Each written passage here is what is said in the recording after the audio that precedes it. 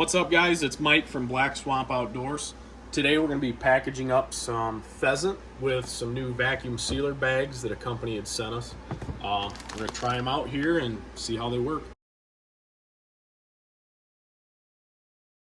Alright, so Aaron and I got some bags from Out of Air. I've never heard of this company before. They had reached out and wanted to send us stuff to do a review on. So we're going to check them out. Here, these first ones, they sent 100 pint-sized bags. They're 6x10s, so they're completely sealed all the way around except for the top. So you can go ahead and put everything in and then go ahead and throw that inside the vacuum sealer, and then you can seal them right up. So today we have the Weston wet and dry vacuum sealer here that we're going to be using. Out of Air says that all of their bags are compatible with most major brands of vacuum sealers. So it doesn't matter if you have a Weston or a Food Saver or LEM, whatever. Most of their bags should work with just about everything. Their bags are BPA free, they're rated to boil, and they're also microwave safe and also reusable if you're into reusing your vacuum seal bag. So looks like a pretty decent quality bag that we have seen thus far. I got some beautiful South Dakota pheasant that Mike harvested here. We're gonna go ahead and get that packaged up with the Weston and the Out of Air vacuum sealer bags. So we're gonna start off here with the 6x10 bags. We'll see what we can fit inside of here as far as pheasant. I don't think we're gonna get a whole bird, so we're gonna go ahead and just try a couple legs with one breast inside each one of these.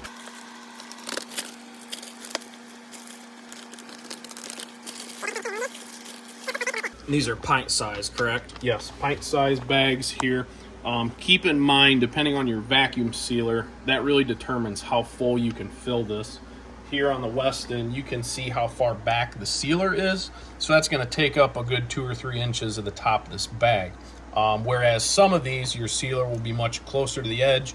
You can fill these bags up much more full than what we're about to do here. So we're going to go ahead and lock this guy down, and then one thing you'll want to do is try to get out these bottom air pockets here. If you don't get them, it's not the end of the world, but it is nice to get as much air out as you can. We're going to call that good, and we're going to go ahead and seal this.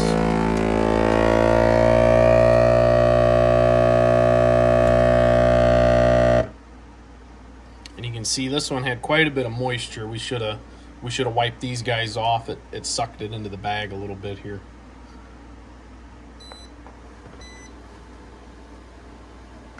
All right, so we're good to go. And it actually did seal, and that's actually pretty impressive. I gotta honestly say, I did not think that this was gonna seal. I thought we'd have to cut this out, in all honesty, and film another one. But that is a testament to a pretty decent quality bag if they're able to seal with that amount of moisture in there. So pretty impressed actually right off the bat. Sure. So we're gonna pat these guys down this time. I think it just comes out a little bit better that way. Another trick that you can do too, with vacuum sealer bags or the rolls, however you're gonna do it, if you've got something that's a little wet, you can always make a little band, cut a paper towel up with scissors, make a little band just below where you're going to seal, and the vacuum sealer will actually pull the air through the paper towel, but it will trap the moisture if you're having a hard time getting your bags to seal with a moist or a wet product. Some vacuum sealers have a wet function, but it doesn't always suck the bag down as much. But these Out of Air bags seem to do pretty well even when they're wet. So, all right, we're gonna try 2 breasts in this one and 1 leg. So that looks pretty good there. Same thing, corners are going to be hard to get, especially with these breasts in here, but this guy should seal right up. We are going to try, kind of like what Aaron said, the top here you can see a few bubbles and stuff with moisture. I'm going to take the corner of this towel here and just kind of dry that up a little bit.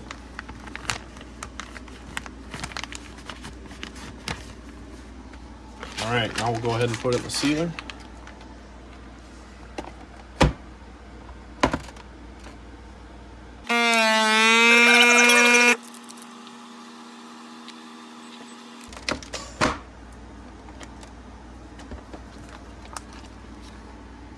Same thing there. It's got a real nice seal on it.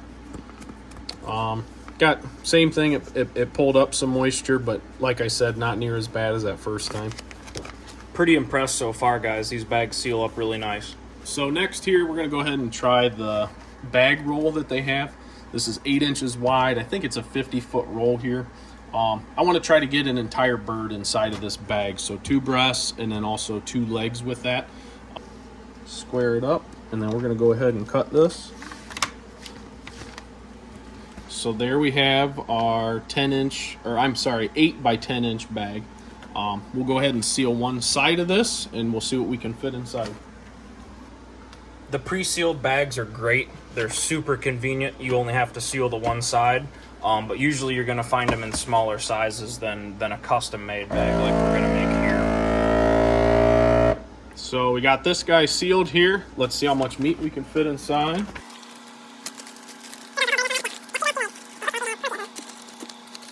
So you can see here, 2 inches makes a lot of difference.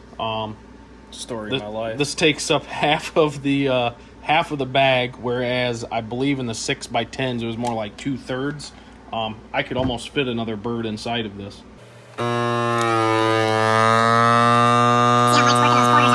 Sometimes if you get depending on your product, if it seals up against the edges of the bags like you mentioned earlier, you want to try to get those corners as much air out as possible, right? That's the whole goal.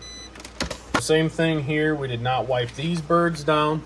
You have a ton of moisture in this bag, and it still has a very nice seal on there. Super impressive, Mike. I like these bags. So I'm going to throw this bag in the freezer, and we'll do another one here.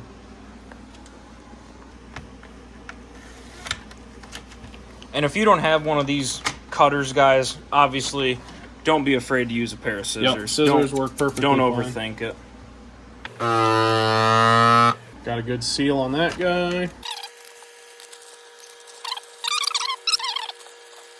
Kind of a side note, some of you might be wondering why my pheasant looks so pale. I usually like to let this sit in a little bit of salt water for a couple days. I'll change it out. This just kind of helps get some of the blood out and different things like that. Little bit more mild flavor when you come to cook it. Just kind of a preference that I've had, and it works pretty well for me. You can see he pulled out a lot of blood in that water out of that meat. So whereas if you don't use the salt, you're not going to have near as much blood come out in that water. Let that blood like that. All right, we're going to go ahead and get this guy on the sealer here and see what happens. What I'm going to end up doing, since I have my 6 by 10 here, we're just going to take 2 breasts and put them inside of this.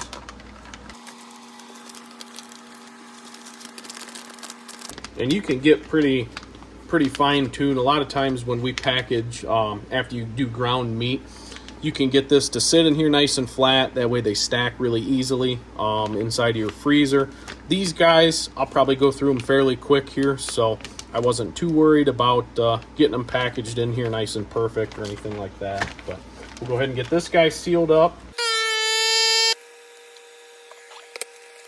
So that one's sealed up pretty good. Like I said, we're below your tear-off line here, but that's okay. Usually I've got this in the kitchen anyway. I've got some shears, I can cut it right open. And then we'll go ahead and do this guy.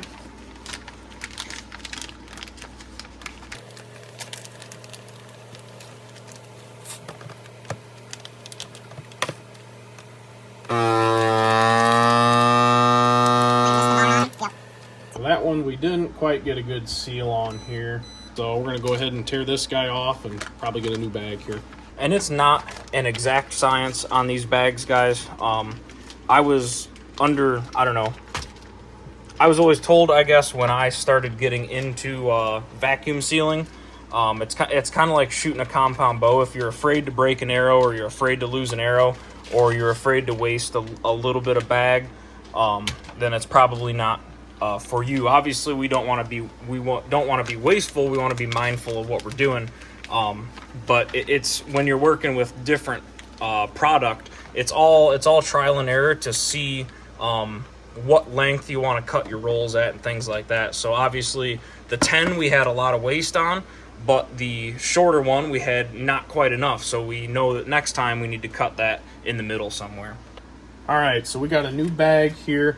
We figured it'd be a little bit easier. I went ahead and dried these down.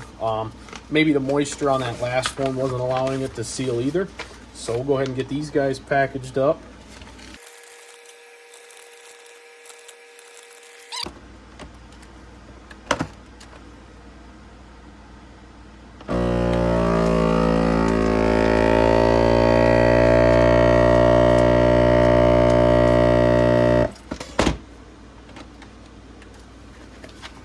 Much better on that one. I did add a little bit of length. That last bag we had, the edge of this meat here, I think was getting bound just under the machine here, and that might have played into part of the reason that bag wouldn't seal.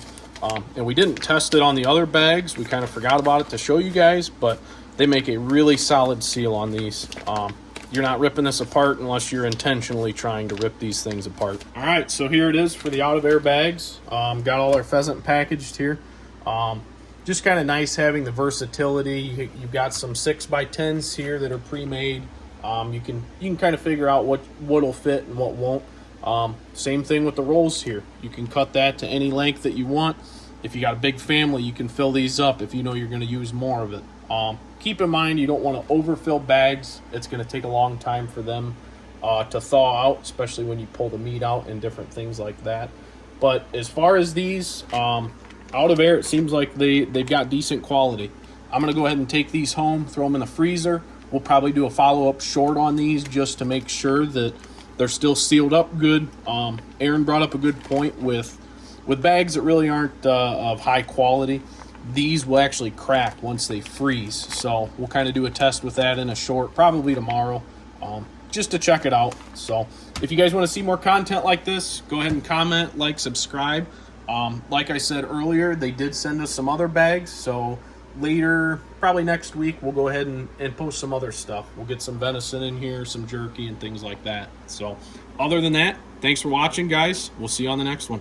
All right, guys, so real quick, here we are. These guys have been in the deep freeze for a little over 48 hours now, and the bags are nice and supple. I just pulled these out of the freezer and brought them out here to take a video. There's no cracking. They are supple and pliable. All of the seals look really good. Everything appears to be in tip-top shape. So huge shout out to Out of Air for sending us these bags, and like we said, in the future, look for more content on some food packing and preparation, and maybe some more things involving these bags. So stay tuned, guys. Again, Aaron from Black Swamp Outdoors. Thanks for watching, and we'll catch you next time.